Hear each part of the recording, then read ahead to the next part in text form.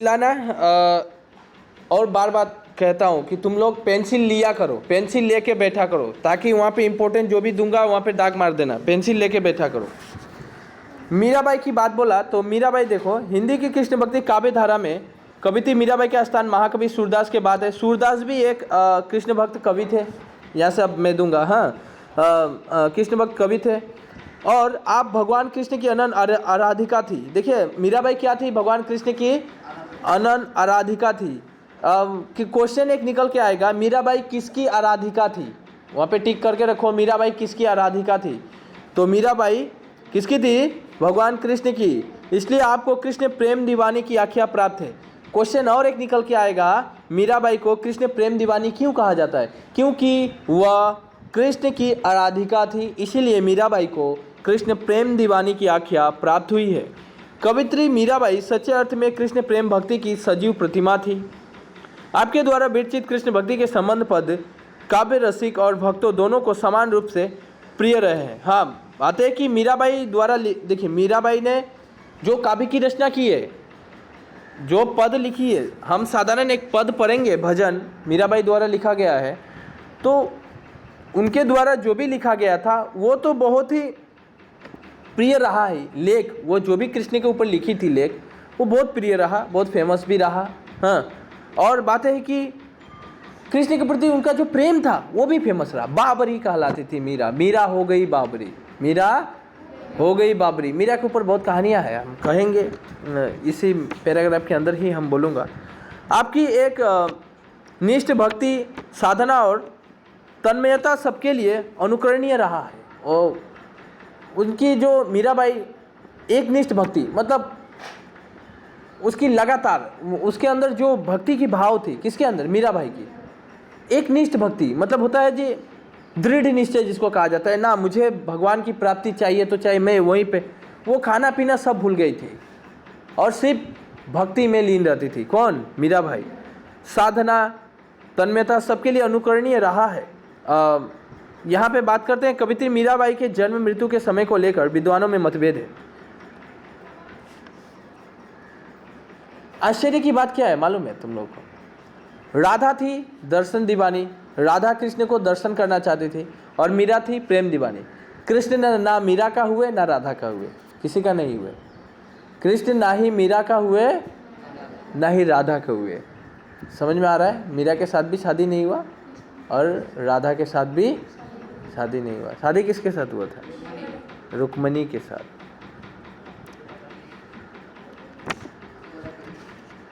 तो यही बात है, याद रखना। कवित्री मीराबाई के जन्म मृत्यु के समय को लेकर विद्वानों में पर्याप्त मतभेद रहा है। कहा जाता है कि आपका जन्म प्राचीन राजपूतों के अंतर्गत मेड़वा प्रांत के कुड़की नामक स्थान में सन 1498 के आसपास में हुआ था। देखो मतभेद तो है ही, मतभेद होना मतलब 100% श्योर नहीं है कि कहाँ पे होता, लेकिन इसके बावजूद भी विद्वानों का कहना है, क्या कहा जाता है कि उनका जो जन्म हुआ था राजपूत घराने में हुआ था, राजपूत परिवार में हुआ था। मीराबाई का जन्म कहाँ पे हुआ था? राजपूत परिवार में मेड़वा प्रांत के कुकड़ी नामक स्थान में हुआ था। क्वेश्चन एक आएगा, मीराबाई का जन्म कब और कहाँ हुआ था? क्वेश्चन क्या आएगा? खाता में, इसलिए खाता भी रखना चाहिए ना, जो तुरंत क्वेश्चन तो लिख लो। ये सब क्वेश्चन खुद से बना के आंसर लिखना बाद में। मीराबाई का जन्म कब और कहाँ हुआ था क्वेश्चन बनेगा, तो आंसर होगा उनका जन्म प्राचीन राजपूत के अंतर्गत मेड़वा प्रांत के कुकड़ी नामक स्थान में सन 1498 के आसपास में हुआ था। उनके पिता राव रत्न सिंह और दादा राव दूदाजी थे। उनके पिता का नाम था रत्न सिंह और दादा का नाम था दूदाजी। अच्छा चलो ठीक है, ये आएगा नहीं, ये बस जानना जरूरी था। बचपन में ही माता का स्वर्गवास होने के बाद होने और पिता के युद्ध में व्यस्त रहने के बाद मीराबाई का लालन पालन परम कृष्ण भक्त दादी जी के संरक्षण में हुआ था। बातें वही है। देखो होता क्या है, मीराबाई जब छोटी रहती है उसकी मम्मी की मृत्यु हो जाती है। मीराबाई का पिताजी रहते हैं लेकिन वो युद्ध में, राजा रहते हैं, युद्ध होते रहता था, युद्ध में व्यस्त थे।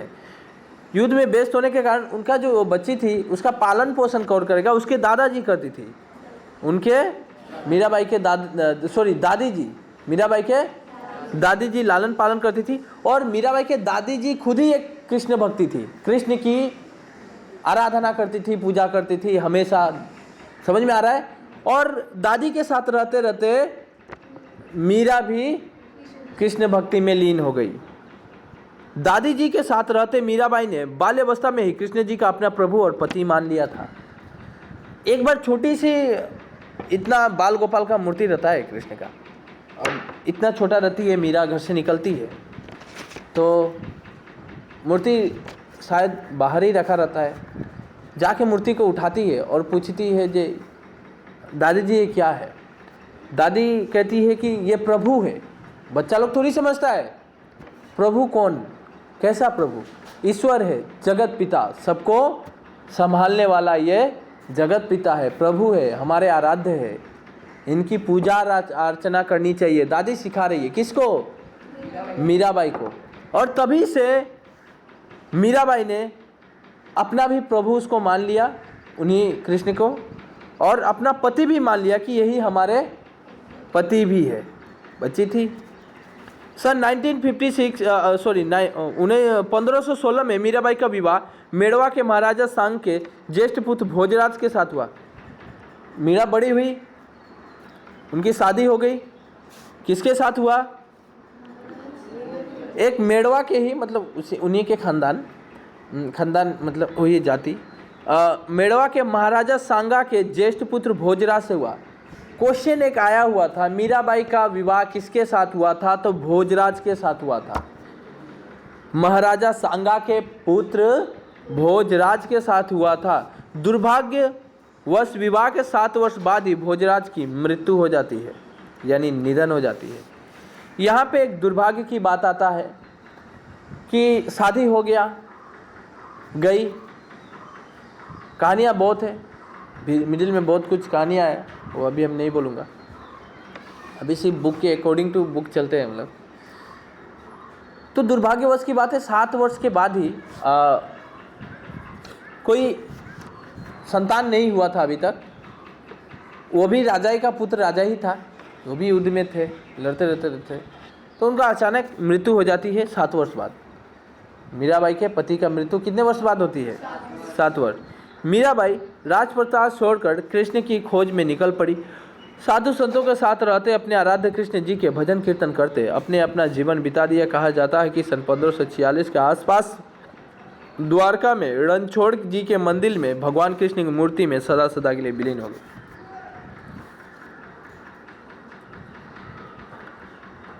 अच्छा, मैं यहाँ पे थोड़ी सी एक नॉर्मल हिस्ट्री है जो मैं कहना चाहता हूँ, फिर हम समझेंगे ये लाइन को।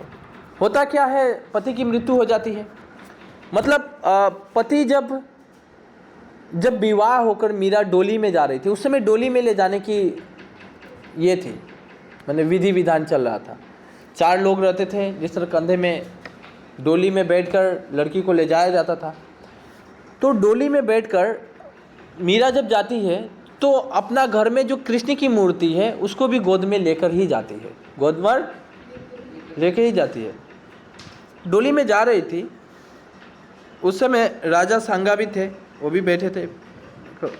वर वधू तो एक साथ ही जाता है ना, पति और पत्नी तो एक साथ ही गाड़ी में जाता है कि नहीं? अभी भी ना अलग अलग? हमसे तो अलग भेज देता है, तू जाओ वहाँ पे, हम बाद में आ रहे हैं, ऐसा होता है क्या? अच्छा, तो एक साथ ही जाता है, उस समय भी एक साथ ही जाने की परंपरा चली रही है। तो जब राजा सांगा वहाँ पे बैठे हुए थे, भोजराज बैठे हुए, तो बोल रहे थे कि ये क्या है, वो छिपा रही है, मीरा छिपा रही है, पीछे छिपा रही है, नहीं दिखाना चाहती है अपने पति को। फिर भोजराज वो अच्छे व्यक्ति थे, महान व्यक्ति थे, उनके अंदर दया भाव सब कुछ था। वे नरम भाव से पूछे, हम भी तो देखें जरा क्या है। तो मीरा निकाल कर दिखाती है, ये कृष्ण की मूर्त है, यह हमारी कौन है? भगवान है, हम इसकी आराधना करते हैं। भोजराज भी समझ गए ये बहुत भक्तवान है। भोजराज समझे कि मीरा भक्त में बहुत लीन रहती है, तो बोले चलो तुम्हारे कृष्ण को संभाल के रखो, हम कृष्ण के लिए अलग मंदिर बनवाएंगे। मीरा उस समय खुशी हो गई, मीरा क्योंकि उसका सपोर्ट कर दिया ना। किसका सपोर्ट किया है? मीरा बोल रही है हमारा और प्रभु का मिलन जो है, ये हमारी दोनों में जो भक्ति है, ये कोई नहीं जान पाया, लेकिन आप समझ गए। किसको बोल रही है? भोजराज को। आप समझ गए। तो फिर घर में गए और महाराज जो थे, क्या नाम था? भोजराज। एक्चुअल में पत्नी की जो इतना अच्छी भक्ति देकर, इतनी भावनाएं कृष्ण के प्रति जो है, वह उनके लिए मंदिर वगैरह सब बनवा दिए, सब कुछ व्यवस्था कर दिए कि तुम्हारी पूजा यहाँ पे होगी, तुम पूजा करेगी, काम तुम बाद में करना, तुम्हारा जो जैसा इच्छा हो तुम करो। उसके लिए सुविधा अनुसार सब कुछ बनवा दिए। वही दुर्भाग्यवश की बात है, 7 वर्ष की बात, उसकी पति की मृत्यु हो जाती है। पति की मृत्यु होने के बाद यहाँ पे वही कहा गया है, पति की जब मृत्यु हो जाती है 1516 में, नहीं 1516 में नहीं, 7 वर्ष के बाद होती है। मृत्यु के बाद होता क्या है कि मीराबाई फिर भी अपना सिंदूर और ये जो शाखा रहता है ना औरत का, मृत्यु के बाद क्या उसको फेंक दिया जाता है कि रखा जाता है? पति मर गया तो सब खोल दिया जाता है, ये नियम है। सिंदूर भी हटा दिया जाता है। लेकिन मीराबाई अपनी सिंदूर और शाखा जो पहनी थी और मंगलसूत्र भी शायद, ये सब हटाई नहीं थी। वो कह रही थी हमारा पति मरा नहीं है। क्यों नहीं मरा है? कृष्ण हमारे पति है, कृष्ण हमारा पति। हम कैसे मानूं कि हमारा पति मर गया? भोजराज है मरा है, किंतु कृष्ण तो है ना। कृष्ण का क्या मानती थी? पति मानती थी। वह कहे कि कृष्ण ही हमारे पति है, हम क्यों खोले? ये सब नहीं फेंकी। अच्छा, अब बात है कि ये बात जब भोजराज के उसके ससुर और सास थी, किसके ससुर सास? मीराबाई के। वो लोग सोच रहे ये तो हमारे खानदान का नाम डुबा देगी, लोग क्या बोलेंगे, बेटे मतलब उसका पति मर गया है, ये अभी भी ये सब खोली नहीं है, लोग तो हमारे दोष देंगे। तो एक दिन क्या हुआ, इस तरह करके रोज करती थी।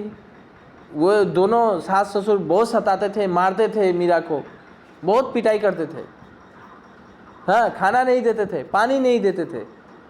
इसके बावजूद भी वह गुणगान करती रहती थी। किसकी? कृष्ण की। भक्ति में लीन थी, इतना कष्ट झई। एक दिन क्या हुआ, ये कष्ट से मुक्ति पाने के लिए जो उसके ससुर है वो तो बहुत उसको ताना देता था, पीटता था। एक दिन ससुर प्रेम से मीरा को बोले, ये बेटी तुम 3 दिन से कुछ खाई नहीं है। मीरा को बोल रही है। कौन? राणा सांगा, उसका भोजराज का पिता। तो वो क्या किया, महाराजा सांगा वो क्या किया, एक दूध में टेबलेट डाल दिया, मरने का दवा। क्या डाल दिया? मरने का दवा, ताकि ये मर जाए और हम लोगों का झमेला खत्म हो। समझ में आ रहा है? मीरा को ले जाके दूध दे रहा है, बेटी 3 दिन से तुम कुछ खाई नहीं है, लो दूध पी लो। मीरा सोच रही है ससुर तो जिंदगी में आदर किया नहीं, आज क्या बात है कि आज इतना प्रेम से हमें आदर कर रहे हैं। जरूर दाल में कुछ काला है, इतना आदर करके कोई पिला रहा है, दाल में तो कुछ काला है। इसके बावजूद भी मीरा वो गिलास लेती है और उसी अपने ससुर के सामने वो गिलास का दूध पी लेती है। लेकिन उसमें विष मिला हुआ था, टेबलेट मिला हुआ था, और वो विष भी अमृत बन गया। विष भी अमृत बन गया। बनाने वाला कौन है? कृष्ण है, कृष्ण है। बाद में महाराजा सोचा अब तो हो गया, काम हो गया मेरा, अब तो मरी जाएगी, चलो जाते हैं, व्यवस्था करते हैं, इसको ले जाना ही पड़ेगा। वो जब गए फिर आके देख रहे हैं, अरे ये तो फिर से नाच रही है, गा रही है, फिर से कृष्ण की गुणगान कर ही रही है, ये जिंदा है। फिर गुस्सा होके बोले, तुमको तो विष डाल दिया था मरने के लिए, तो अभी भी मरी नहीं, ऐसा बोल रहे हैं। कौन बोला? राजा सांगा, उसके ससुर। तो बोली मुझे मालूम है, वो बोल रही है मुझे मालूम है, मुझे सब कुछ मालूम था, इसके बावजूद भी मैंने विष पिया, मैं भी देखना चाहती थी मरता हूँ कि क्या होता हूँ। तो बचाने वाला कौन था? कृष्ण। वो भी समझ गई कृष्ण उसके साथ है। कृष्ण किसके साथ है? मीराबाई के साथ है। वो तो समझ गई, प्रमाण उसे मिल गया। वो घर से बोली कि ठीक है, तुम लोगों के लिए मैं काल लग रहा हूँ, मैं इस घर को ही त्याग देता हूँ, मैं घर को त्याग देता हूँ। घर छोड़कर मंदिर में चली जाती है। अब यहाँ पे आएगा कि वो कहाँ पे चली जाती है? संतों साधुओं के साथ रहने लगती है, कृष्ण के लिए भजन कीर्तन करने लगती है, अपना जीवन वहीं पे बिताती है। जो वहाँ मंदिरों में जो कुछ मिलता है खाती है और वहीं से जीवन गुजारा करती है और हर शाम सुबह सवेरे किसका नाम लेती है, कीर्तन करती है, कृष्ण की। 1546 के आसपास द्वारका में रणछोड़ जी के मंदिर में भगवान कृष्ण की मूर्त में सदा के लिए लीन हो गई, मतलब निधन हो गया। कहाँ पे निधन हुआ था? द्वारका के रणछोड़ जी के मंदिर में। याद रखना है, कहाँ पे? रणछोड़ जी के मंदिर में, द्वारका में है। अभी भी अगर द्वारका कोई जाएगा तो मीरा की वहाँ पे पहचान चिन्ह सब कुछ पाएगा। वैसे तो मीराबाई द्वारा विरचित 11 रचनाओं का उल्लेख किया गया है। मीराबाई ने बहुत ही रचना रची है। रचना क्या रची है? मीराबाई मुख से सभी गुणगान की है, उसको लेख लिखा गया है। वैसे तो मीराबाई द्वारा विरचित 11 रचनाओं का उल्लेख किया जाता है, परंतु कृष्ण भक्ति परक उनके फुटकर पद को प्रमाणित माने जाते हैं। ये फुटकर पद मीराबाई की पदावली नाम से प्रसिद्ध है। मीराबाई की सभी रचनाएं किसमें मिलती है? अगर क्वेश्चन आएगा मीराबाई की रचनाएं किसमें मिलती है, तो पदावली, मीराबाई की पदावली में। आपको काव्य भाषा मूलतः हिंदी, उपभाषा राजस्थानी है। मीराबाई की भाषाएं क्या थी? देखो, हिंदी, राजस्थानी, इसमें क्या है? हिंदी राजस्थानी भाषाएं तो थी। वो जो भी भाषा में लिखती थी उसमें ज़्यादातर देखने को मिलता था ब्रज भाषा, खड़ी बोली, पंजाबी, गुजराती विशेष फूड है। मीराबाई की पदावली संपूर्ण हिंदी साहित्य के अनुपम उपलब्धि है। पदावली में हिंदी साहित्य, मतलब हिंदी भाषाओं का इस्तेमाल किया गया है मीराबाई द्वारा। ब्रज भाषाएं भी बहुत ही इस्तेमाल हुआ है। जिस तरह भजन को पढ़ेंगे मीराबाई की, ये भी एक खड़ी बोली लिखा गया है, खड़ी बोली इसमें यूज़ होगा। कुछ शब्द संस्कृत के भी हमें देखने को मिलेगा। ब्रजावली भाषाएं भी आएगी, हमें समझ में आ रहा है। ब्रजावली भाषा, हमने ब्रजावली भाषा पढ़ा था ना उस दिन। ब्रजावली भाषा पढ़ा कि नहीं पढ़ा? राइटर कौन थे? कबीरदास। राइटर कौन थे? हाँ, पद पढ़ा था ना और सूरदास थे, सूरदास। हाँ, क्योंकि कृष्ण भक्त जो कविताएं हैं उसके अंदर सूरदास का पहला नाम रहता है। याद रखना, सूरदास सबसे ज़्यादा कृष्ण भक्त कविता लिखे। इसके बाद मीराबाई का स्थान है, इसके बाद मीराबाई का स्थान है, मतलब दूसरे नंबर पे मीराबाई आती है। यहाँ पे थोड़ा सा मैं इंट्रोडक्शन दे देता हूँ कि हम लोग भजन के अंदर क्या पढ़ेंगे। भजन शीर्षक के अंतर्गत संकलित प्रथम पद में कवित्री ने अपने आराध्य कृष्ण जी की भक्त वात्सल्य का वर्णन किया है, जबकि दूसरे पद में अपने आराध्य के प्रति पूर्ण समर्पण का भाव व्यंजित हुआ है, और तीसरे पद में सत्संग में रहकर राम नाम रस पीने को, कृष्ण के रंग में अपने को रंगने का बात की गई है। चौथे पद में कवित्री ने अपने मन से उस यमुना के किनारे चलना का आह्वान किया है जिसके किनारे कृष्ण जी अपने भैया और दूसरे गो बालकों के संग खेला करते थे। यहाँ पे 4 पद है, तुम लोग देखेगा भजन में 1 पद, 2 पद, 3 पद, 4 पद। एक पद में 4 लाइनें, 1 2 3 4 5 लाइनें, मतलब 1 नंबर, 2 नंबर, 3 नंबर, 4 नंबर। देखो नंबर दिया हुआ है, 4 पद है। प्रथम पद में मीराबाई क्या करती है? प्रथम पद जब पढ़ेंगे तो वो कृष्ण की रूप का वर्णन करती है, कृष्ण के रूप का। दूसरे पद अगर हम पढ़ेंगे, दूसरे 4-5 लाइन पढ़ेंगे तो मीराबाई अपने आप को पूरा समर्पण कर देती है कृष्ण के प्रति, कि हम किस तरह कृष्ण की दीवानी हो गए, किस तरह प्रेम दीवानी हम हो गए, ये भाव वहाँ पे बतलाती है। तीसरे पद में हम बात करेंगे कि मीराबाई हम लोग को रिक्वेस्ट करती है कि हम लोग सत्संग में जाए। सत्संग आता है, राधा राधे आते हैं, सत्संग होता है, वहाँ पे जाना चाहिए, कृष्ण की नाम सुनना चाहिए, कृष्ण का नाम का रस पीना चाहिए और गाना चाहिए कृष्ण की। वहाँ पे तो सिर्फ प्रभु का ही गुणगान होता है ना, तो सत्संग में जाना भी चाहिए, ये कहती है। इसके बाद मीराबाई कहती है कि वहाँ चलिए जहाँ पे कृष्ण लीला रचाते थे, यमुना के किनारे। कहाँ पे? यमुना के किनारे, वहाँ पे जाने की आग्रह कर रही है। बाद में यही 4 पद है, हम जब पढ़ेंगे तब समझ में आएगा, बिल्कुल यही कहानियाँ हैं। तो आगे अब हम पार्ट 1 के अंदर ये सब पढ़ चुके हैं, एक भाग हम लोग पढ़ा। पार्ट 2 के अंदर हम पढ़ेंगे। तो नेक्स्ट वीडियो पार्ट 2 के अंदर डिस्क्रिप्शन के नीचे मिल जाएगा, आप लोग ज़रूर देखिएगा। डिस्क्रिप्शन के नीचे लिंक दे दूंगा मैं पार्ट 2 का। इतना दूर पार्ट 1 रहा है, क्वेश्चन आंसर भी दिया जाएगा इसके बाद।